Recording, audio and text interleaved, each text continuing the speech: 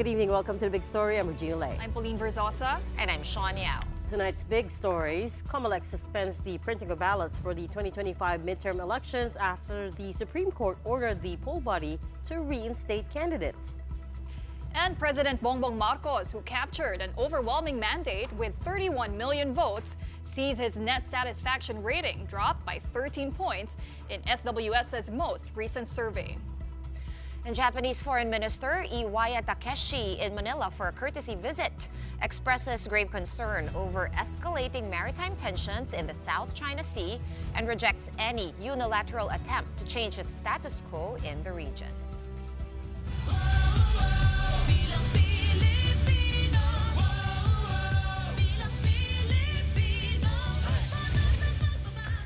Let's call this a setback for the Commission on Elections. With only 117 days to go before the national and local elections in May, the poll body now has to start over with the printing of ballots, discarding 6 million ballots already printed over the last 2 weeks. And this is the first time in Philippine electoral history that a reprint is happening. That's right. The Comelec has suspended first printing following the Supreme Court's temporary restraining order or TRO on the cases of 1 national candidate and 4 local bets. The poll body earlier declared as nuisance candidates senatorial aspirants Subair Guintum Mustafa and Charles Savellano, who is seeking a congressional seat in Ilocos Sur. The Comelec also canceled the certificates of candidacy of ITA leader Chito Bulatao Balintay, eyeing the gubernatorial post in Zambales, and Florendo de Ramos Ritualo Jr., who is running as Sangguniang Panglungsod member in the 1st District of San Juan City. Former Caloocan Representative Edgar Erice was likewise disqualified for allegedly spreading false and alarming information after he questioned the Comelec's contract with Miru Systems. Now, the High Court ordered the reinstatement on the ballot of all 5 candidates. Now, that means Comelec has to make changes in the candidates' database and its election management system. A big challenge will be tweaking the order by which the names of candidates appear on the ballot, with the numbering apparently affected by the revisions. The poll body has to print a total of 73 million ballots for the May 12 elections. So what will the suspension of ballot printing do to the election schedule? There's only one body that could answer that. So let's bring in Comelec spokesperson Rex Laudianco, who joins us now over the phone. Welcome back to the Big Story, Attorney Laudianco. Magandang gabi po, Ma'am Regina, Ma'am Pauline, and I'm Shawn, and good evening to all the viewers of the Big Story. Good evening, and thanks so much for making time out for us. First off, 6 million ballots, is that correct? What is the exact number we're talking about that have to be reprinted? Okay, that's correct. 6 million ballots, and it accounts for the ballots of the overseas voters, wherein we'll be using elections using the system, the automated counting machines, because the internet voting is not allowed in those jurisdictions. We also have 100,000 ballots for the local absentee voting, 1.4 million ballots for the final testing and sealing, an equal number of ballots for the mock elections, as well as the training of the electoral boards and deputy support officers. We also have printed the national and local election ballots for the BARM, as well as the Caraga, and as well as the BARM parliamentary ballots. All of these ballots were already printed and stationary at our national printing office. So all of those total 6 million ballots, overseas voters, BARM elections, national elections in BARM, etc., all of these total 6 million, is that correct? That is correct. More or less 6 million. Okay. The inventory is ongoing since this morning. And do you have an estimate of how much this will cost, both in terms of the losses, in terms of the ballots that you have to discard now, and also the reprints? Do you have an estimate of how much all of that will cost? An initial estimate yields around more or less around 130 to 150 million pesos, accounted by 22 pesos per ballot, and including the services for the printing of the National Printing Office personnel, their overtime pay, as well as the supplies, the ballot paper and other toners. We have yet to account the cost of the reprinting of this ballot come the time that we're already prepared with a new set of ballot page templates. Okay, what concerns... Sorry, 130 to 150 million only accounts for the losses. It doesn't yet account for the reprinting at this point? That is correct, because we really have to reprint all the 6 million ballots to be able to give all these affected voters the respective ballot. Okay, another concern, no, Attorney Rex, is that these ballots that you are...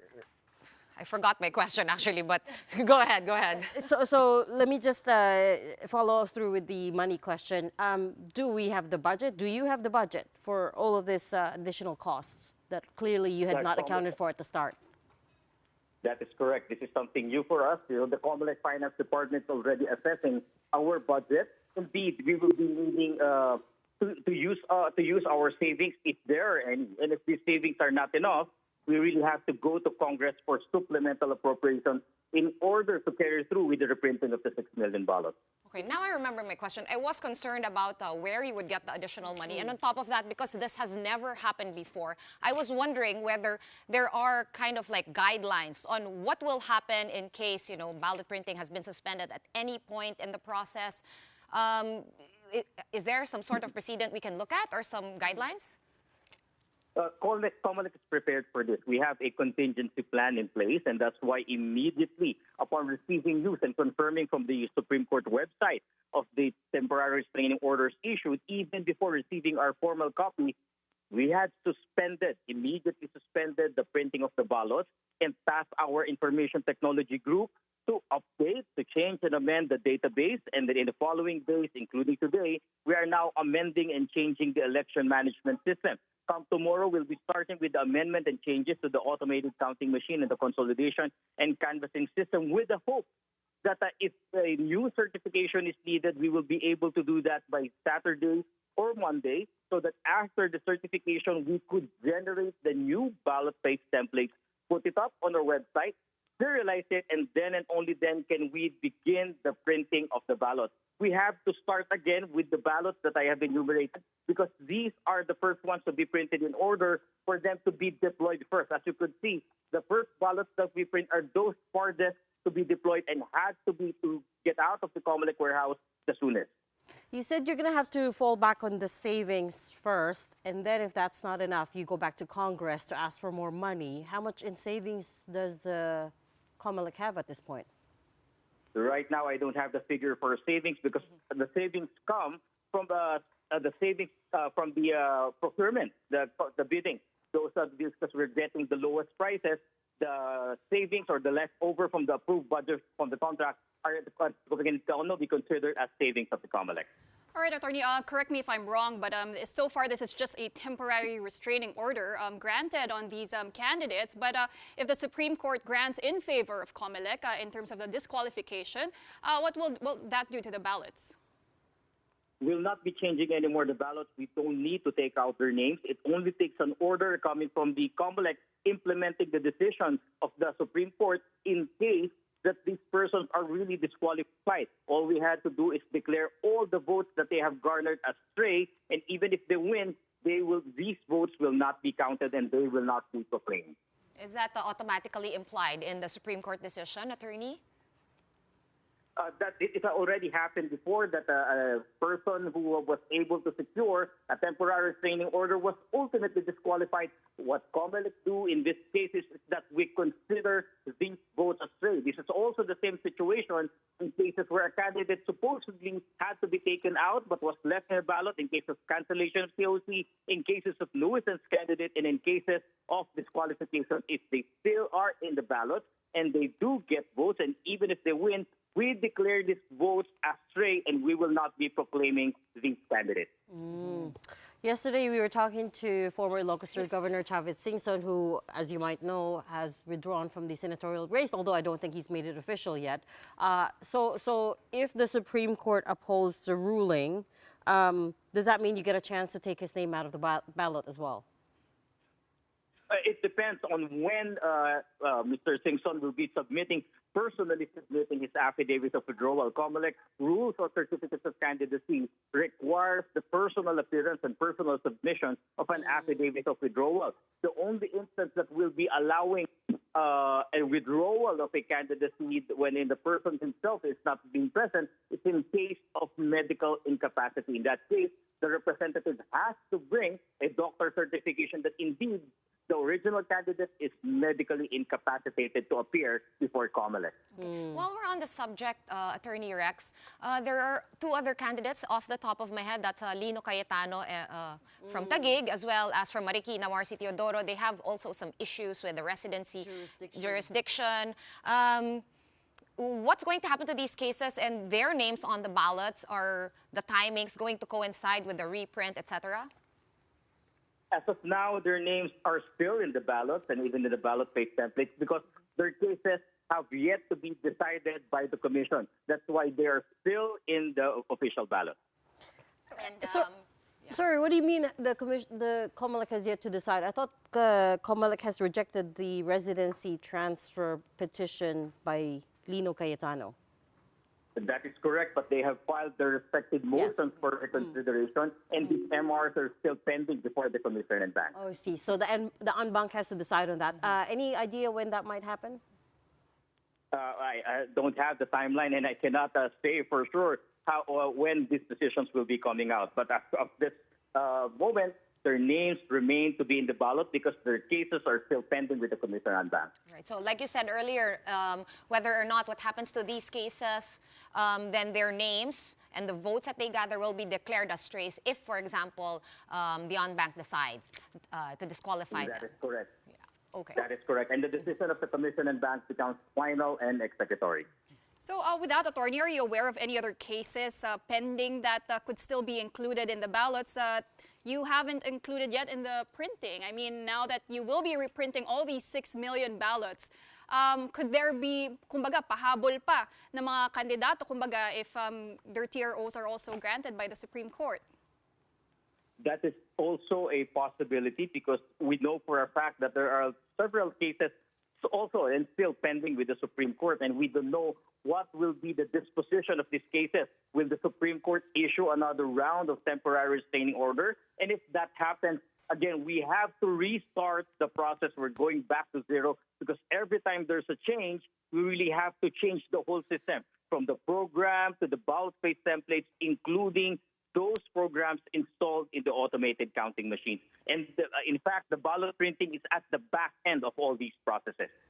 Just a question, Attorney Rex. To put it simply, what's the deadliest deadline for the restart of the printing process for us to be able to make it without a hitch to the midterms? Okay, although I don't have the exact date, but we really have to be finished with the printing of the official ballot by the first week of April because the deployment will actually start by the last week of March. So if any delay in the printing of ballots comes after this, and if we go beyond the April 4 deadline, what will suffer is the deployment of these ballots and other machines and other paraphernalia. As we all know, when we deploy all this, we deploy them in kits, we deploy them in bundles, so that those who the receiving electoral boards, the voting centers, will be receiving them as a whole. So that is the dangerous part. It's not actually the production part, but the deployment part, which will suffer most in these cases. And if a deployment will not push through, then you know what will happen. There will be a delay in the conduct of elections. You also mentioned earlier, after the first question of Reg, that some of these 6 million ballots are supposed to be used for mock elections and training. Are those also going to be affected by the lack of, the quote-unquote legit ballot for 2025 midterms? Or can those be conducted still with something else? You know, the mock elections is dependent first on the certification of the election management system, the automated counting machine, and the consolidation and counting system. The mock election is not a requirement simply of Comelec. It's a requirement of Republic Act 9369. It's a precursor and a requirement for the certification of the whole automated election system. That is why we really have to conduct it. What we did was to push back the date instead of doing it this Saturday on January 18. We're hoping that if we were able to finish with all the programs, we will be able to print the mock election ballots first so that we could proceed with it on January 25. And then we'll be proceeding with the printing of the other ballots onward. Okay, Attorney, if I could shift gears for just a second. I wonder if you've seen the PCIJ report on election spending and premature campaigning. which said basically candidates have spent 4 billion pesos in ads even before the filing of the certificates of candidacy in October, and about half of those accounted, Representative Camille Villar and Senator Amy Marcos accounted for half of the total advertisements aired from January to September of 2024. Of course, Comelec has rules on premature campaigning. I wonder, number one, have you seen that report? And number two, what are we doing about it? I haven't seen that report, but I believe that indeed, perhaps the expenditure is really close to that one identified by the PCIJ. But the problem is our law states, Section 15 of Republic Act 9369 states that those persons who had filed their certificates of candidacy are only considered as aspirants at this time. They will only be considered as candidates, and all the prohibitions, all the regulations will only be applicable to them on the first day of the campaign period. For senators and party lists, the day one of campaign period is February 11. For local positions, it's March 28. It is also the same with the ruling of the Supreme Court in Peñera versus Comelec, where it affirms Section 15 of Republic Act 9369. So right now, the status is there is really no premature campaigning anymore, because all the regulations will only be applicable to all these persons on the day one of the campaign period. Technically, we can't do anything about it. That's why we're encouraging the people. We're encouraging the voters to look at these people. If they're spending this much right now, if they cannot wait for the proper time to campaign, are you going to vote for these people? So that this should be part of the consideration of each and every Filipino voter. So once again, we're running into a technicality here because, yes, they may not be officially called candidates. They are aspirants. They officially get called candidates once the election period starts. For senatorial candidates, that's February 11. For local politicians, that's another date. But anyways, that's just a technicality because, anyone driving through EDSA or any of the major thoroughfares can, gets bombarded by all of these billboards and advertisements and even online, right? I'm sure you yourself have seen a few. You're saying essentially that Comelec can do nothing about him at this point? That's correct, because we cannot penalize them. We cannot even compel them to include these expenditures in the required statement of contributions and expenditures, because the SOSE only accounts for the contributions and expenditures which they will be spending on the day one of the campaign period. But in all this, Comelec has been the first one to call for the amendment in the law. We believe that an amendment to Section 15 of Republic 9369 is absolutely necessary. We have to go back to the law as we have implemented it with the Omnibus Election Code in the barangay and SK elections, wherein once a person files a certificate of candidacy, he is automatically considered a candidate. All the prohibitions will be applicable to that person. That is what Comelec is calling for, and that is why we're really pushing for an amendment to these laws. Right, so definitely not illegal. So I think it's just more of a moral issue now for voters. Sorry, Regina. No, it's a moral and ethical issue, and I do have a issue with passing the burden on to the electorate in that sense. But in any case, I do understand what you're saying, that there needs to be an amendment to the law, which, given the state of Congress right now, I wouldn't hold my breath about it. Guidelines, though, in terms of midterm elections, as far as the midterm elections go, what are your guidelines in terms of candidates posting their faces or their names on relief goods or assistance or any form of aid that's given to, the lower income households? Right now, technically, they cannot be considered as campaigning because partisan political activity requires the first element of their being a candidate. They're not candidates. But we're really telling our voters that to be cautious, but to look at these people in such a way that are they really helping you in times of need? Yes, you are receiving goods from them, but is their intention really to help you, or are they courting or soliciting your votes come the election day?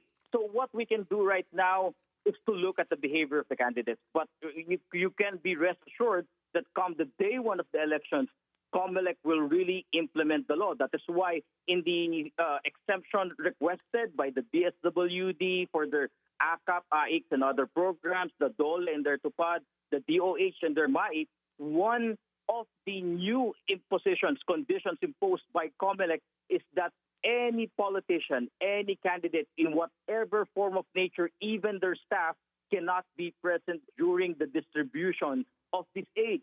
Also, another new condition imposed by Comelec is that the guidelines that they had submitted to Comelec in the implementation of this program must be done to the letter. And they have to continually and periodically report as to the other conditions, like it cannot be used to influence the election, it cannot be used to further the interest of a particular candidate, and of course, they must be able to report to us the exact expenditure as requested to be exempted. But again, all that kicks in February, is that right? February 11th for senators and party lists, and for local candidates, March 28th. Doesn't kick in for another couple of weeks, at least for senatorial candidates. Just very quickly, timeline in terms of, forget timeline, you're policing rigorously once the law kicks in. Is that going to apply to online campaigning as well? And how far could you go in terms of policing social media content?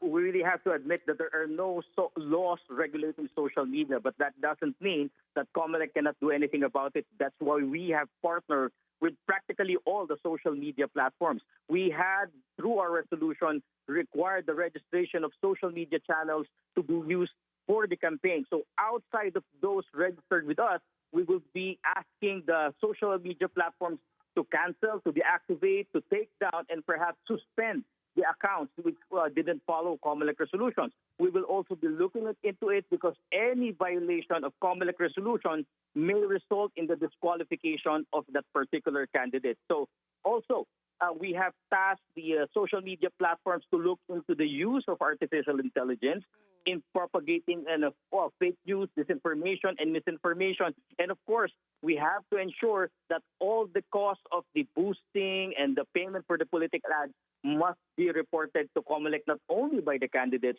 but also the social media platforms which had accepted these contracts. That's very good to hear. Can ordinary citizens report candidates or aspirants, and how could they do that? That is what we have been doing since 2022 elections. You can report it through the social media channels of the Comelec, and you can even do that anonymously. And even if you have identified yourself, we will assure you that we will keep your identity confidential. That is what we have been doing since 2022, because upon your information, just tell us the violation. If you have screenshots, please send it to us so that we could ask Facebook, we could ask the Google, we could ask ByteDance to preserve the evidence. We could continue with the investigation, gather all the evidence, and file the necessary cases, be it criminal or even the disqualification, as the case may be. Quick follow-up, Attorney Rex. Was anyone ever, because you've been doing that for a while, like you have to submit your official social media pages, YouTube, Facebook, all the platforms, right? But can you tell us from the last elections, was anyone actually scolded, penalized, or even disqualified for overspending? For overspending, we have thousands of cases. We have thousands of cases pending before the court and pending before the commission. And we have disqualified prominent figures, even governors, for violation of our spending rules. And so for social media regulation right now, we have a different and new set of regulations. Before, they just have to register their social media accounts, and the only privilege that they have is that they may enjoy the e-rally platform of the Comelec. But right now that we are partnered with all the social media channels, we have extensively discussed the measures that we will do, and the takedown will really be coming from here on. We will be deactivating their channels and collecting evidence so that any violation of our Comelec rules will result into disqualification. And if they have propagated false, fake news and information, we will be filing cases against them as an election offense. Okay, very good to hear. Voters do have a lot of power on their hands. I hope you took down notes. We're going to have to leave that there. Thanks so much for talking to us tonight. Comelec spokesperson, Attorney Rex Laudianco. Moving on now to another day, another survey, and this one mirrors other polling results that we have been reporting on in the past couple of weeks. And the theme is that net satisfaction ratings for both the president and the vice president have been dropping significantly. In this survey conducted by SWS, or the Social Weather Stations, between December 12 and 18 last year, 51% said that they were satisfied with President Bongbong Marcos's performance as chief executive, while 32% said they were dissatisfied. And that resulted in a net satisfaction rating of +19, which the SWS classifies as moderate. However, that is a big 13-point decline from his ratings in September, when he garnered +32 net satisfaction, classified by SWS as good. By regions, the drop was biggest in Mindanao, where the president lost a whopping 34 points, going from +16 in September to -18 in December. The numbers for the vice president aren't too far off. 52% of adult Filipinos say they were satisfied with Sara Duterte's performance, a 5-point drop from the last survey. And those not satisfied climbed slightly to 31%, which leaves her with a net satisfaction rating of +21, which is about 6 points lower than her September rankings. The poll was commissioned by the Strat-based group, and CEO Dindo Manhit said the sharp decline in Marcos's ratings was driven by frustration over the government's handling of inflation, while the decline in Duterte's numbers had to do with, quote-unquote, her persistent refusal to clarify the use of confidential and intelligence funds. That dovetails with another survey also conducted by SWS, which is the number of Filipino households experiencing involuntary hunger has jumped to its highest since the COVID-19 pandemic. SWS's December 2024 survey revealed 25.9% of Filipino families experienced being hungry and without food at least once in the last 3 months. That is 3 points higher than the September 2024 figure and the highest since the record high 30.7% during the COVID-19 lockdowns in September of 2020. Among the regions, Mindanao had the highest hunger rate at more than 30%, though this is actually slightly less than its September 2024 ranking. Balanced Luzon is at second place with 25.3%, a huge jump from the 18.1% it recorded in September, followed by Visayas and then Metro Manila. Most of those who said they were hungry experienced moderate hunger, meaning they were hungry only once or a few times within the last 3 months, while the rest were all severely hungry or had experienced hunger either often or always.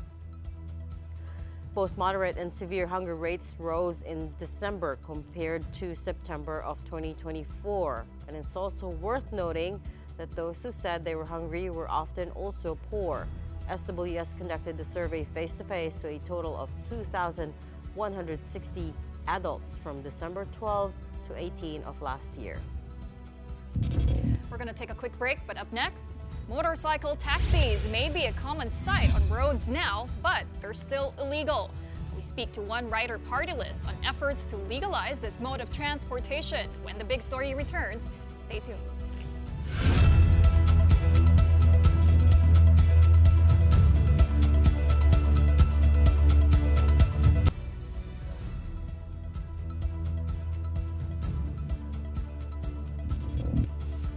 Welcome back. You're still in the big story here on One News. Almost 5 years since Congress approved the pilot test for motorcycle taxis, still no law in sight. The LTFRB is now warning that some 60,000 riders are bound to lose their jobs. According to LTFRB Chair Teofilo Guadis, they've already submitted to Congress and Senate their recommendation to legalize motorcycle taxis back in May last year. But the current Congress only approved the indefinite extension of the pilot test period, which initially was supposed to last only 6 months. So, if the 19th Congress ends with no law legalizing motorcycle taxis, they will in effect become illegal again. Let's discuss this issue further with One Rider Party List representative, Kong Colonel Bonifacio Bosita. Kong Boni, magandang gabi. Thank you for taking our call. Yes, ma'am. Magandang gabi po sa inyo. Okay.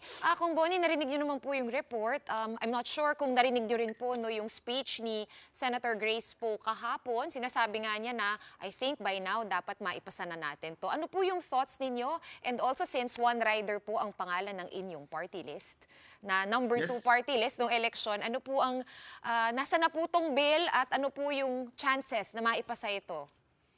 Actually po, itong House version po, transmitted and submitted na po ito sa Senate last July 30, 2024. 5 months ago po, nasa Senate na po ito. At sa parte po ng House ay wala na po kaming ano dito sa motorcycle taxi. So kumbaga na ang bola ay nasa Senado na para maipasa ito ng tuluyan. Yes po, eksakto po. At yan po ay nabanggit nga po ninyo, more than 5 years, almost 6 years na po itong sinusubukang maipasa itong batas na ito po. Pero yung yung pilot test po nag-originate po diyan sa lower house sa Kamara. Gaya nga po ng naiulat, pag hindi daw po kumbaga naipasa ang batas, by the end of the 19th Congress kumbaga illegal na ulit mag-motorcycle taxi kasi technically tapos na yung pilot test. Tama po ba yung pagkakaintindi namin dito at ano po yung pwedeng magawa ng ating mga lawmakers para man lang kumbaga masolusyonan kahit maipatawid hanggang 20th Congress?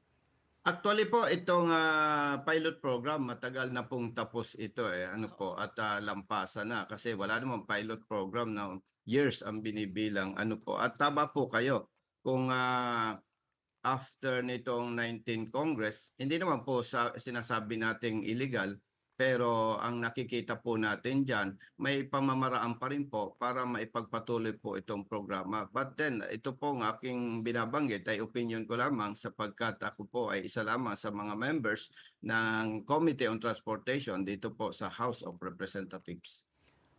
Well, kung hindi po ito sa batas within this Congress, ano po yung mga nakikita nyong risks o mga problema na maaaring lumitaw, lalo na po sa mga habal-habal?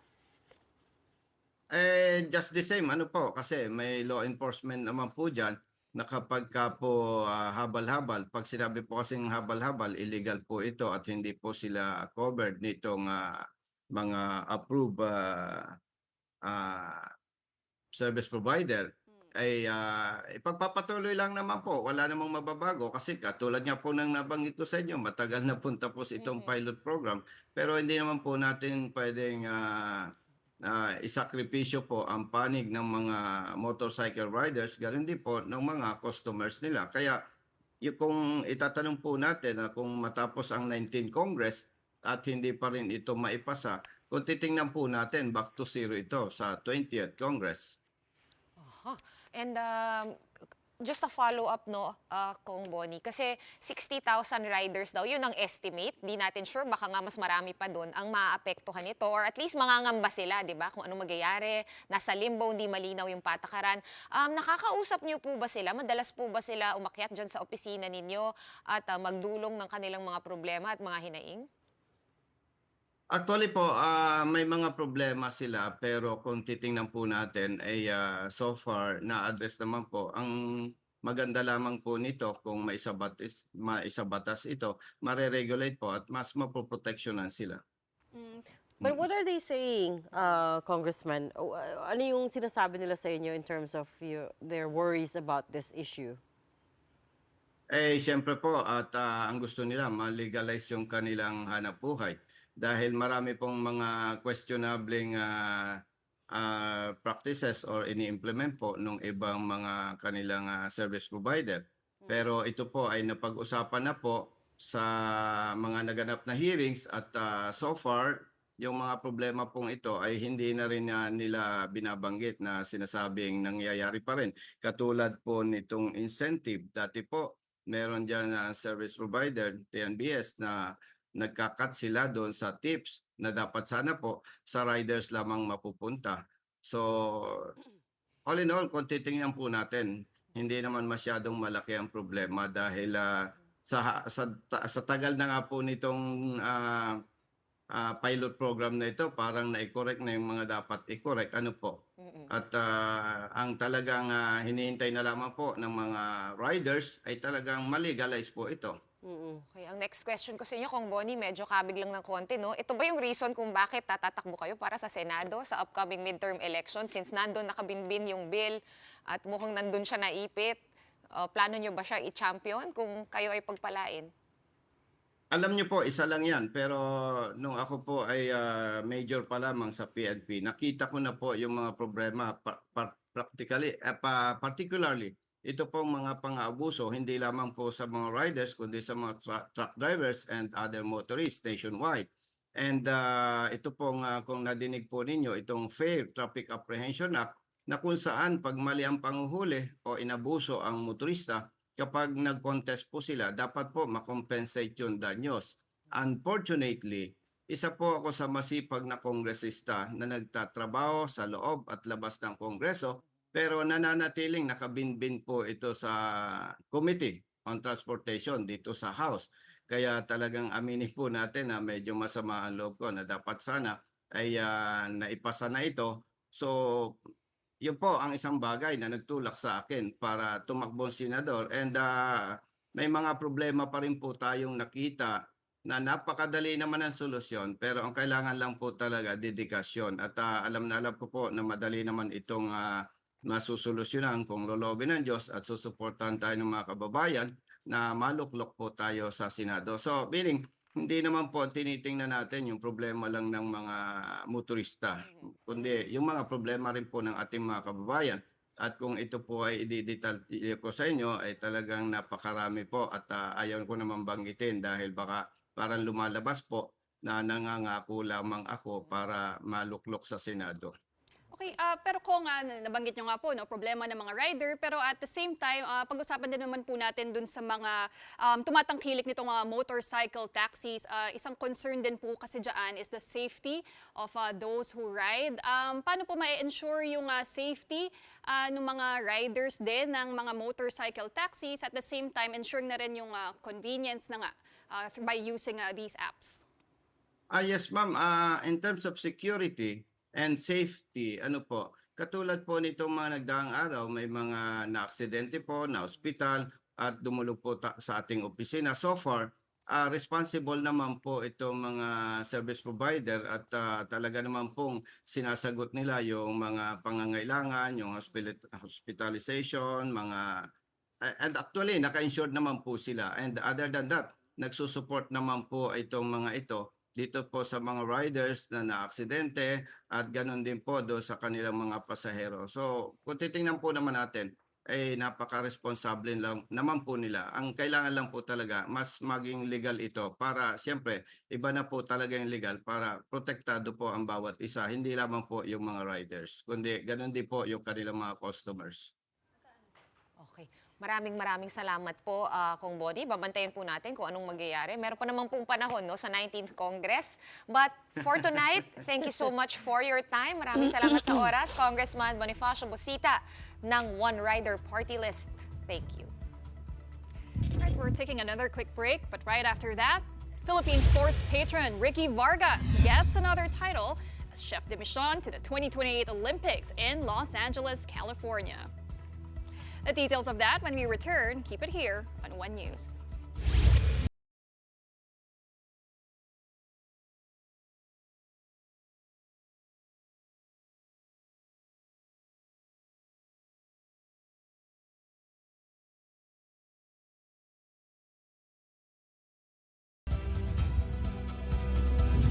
Welcome back. You are still in the big story here on One News. Outgoing U.S. Vice President Kamala Harris and President Bongbong Marcos spoke over the phone last night, just a few days before Harris steps down from office. The call followed a recent trilateral discussion between the U.S., the Philippines, and Japan, which focused on regional partnerships. The two leaders reaffirmed the importance of maintaining strong U.S. and Philippine ties that the Biden administration reinforced. Marcos further acknowledged Harris's significant contribution in providing a strong foundation for continued collaboration between the two nations.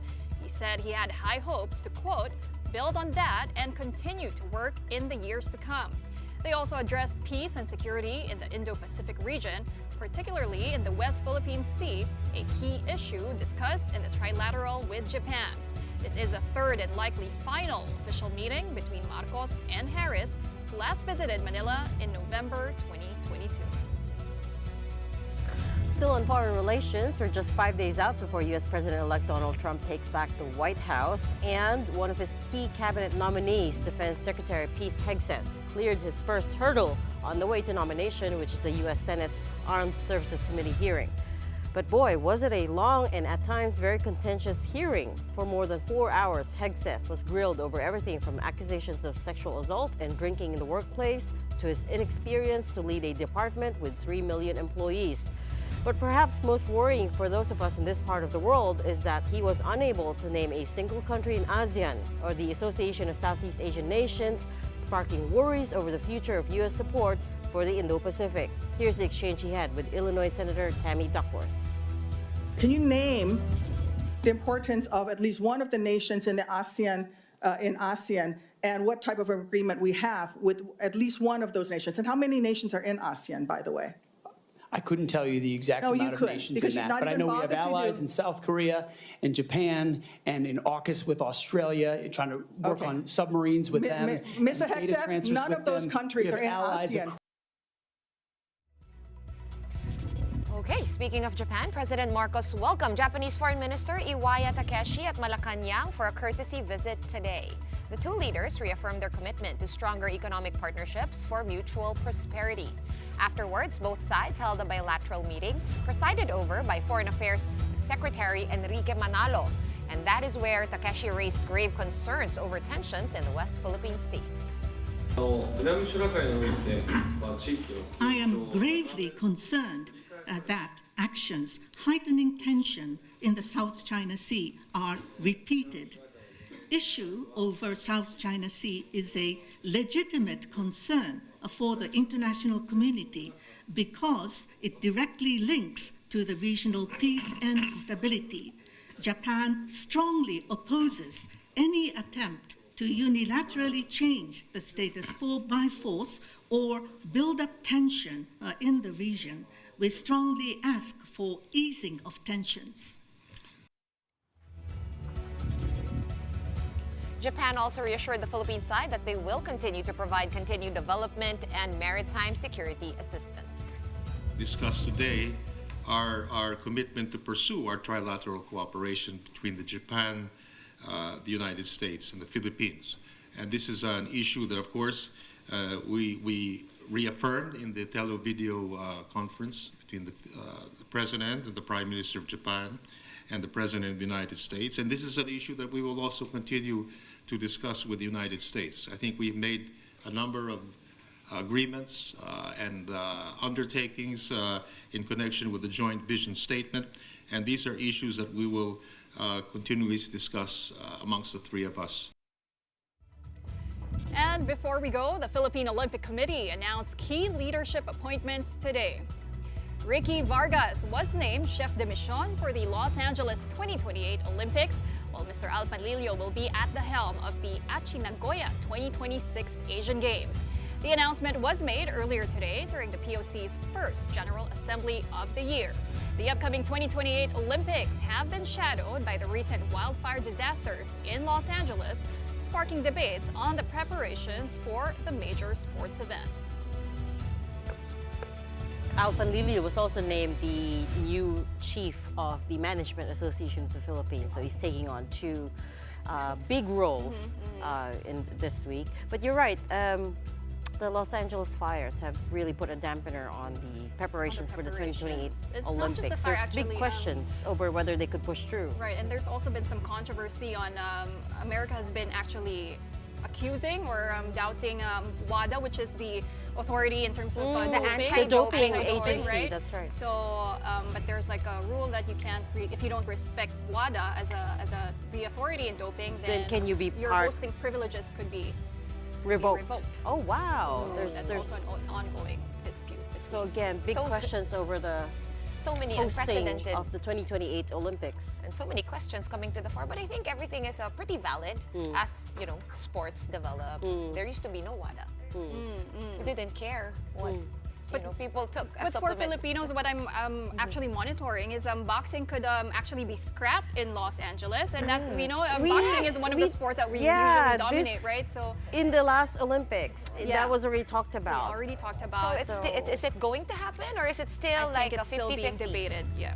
So, but hopefully it's included because that's where we get most of our medals. Boxing and still include breakdancing. I don't know if breakdancing is still going to be included, but I think it has something to do with the governing body of boxing and with there's issues with that. There has been issues within the boxing community as well. But you know who does know about the answers to some of these sports questions are the people coming up next. So these guys we're over going to say there. goodbye. That's it. We are going to say goodbye. That's it for the big story tonight. We are One News, all sides, all the time. Thanks for tuning in. Have a good night.